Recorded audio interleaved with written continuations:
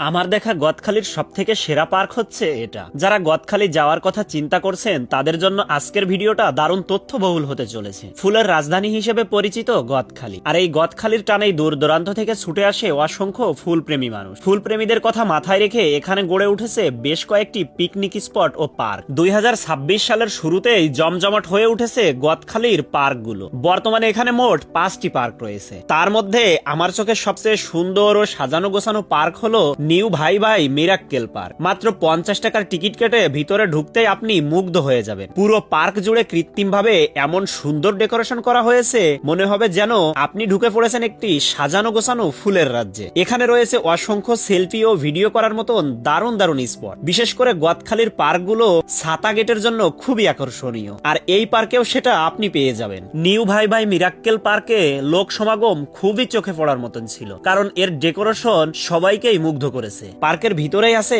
খাবারের জন্য আলাদা স্টল। ইতিমধ্যে বিভিন্ন শিক্ষা প্রতিষ্ঠান, পরিবার ও প্রিয় মানুষদের নিয়ে অনেকে এখানে আসতে শুরু করেছে। তা আপনারা কবে যাচ্ছেন আর কাকে সাথে নিয়ে যেতে চান তা কমেন্টে মেনশন করে দিন। বন্ধুরা, দেখা হবে নতুন কোনো ভিডিওতে। সবার মঙ্গলময় জীবন কামনা করে আজকের মতন আমি বোরহান এখানেই বিদায় নিচ্ছি। আল্লাহ হাফেজ।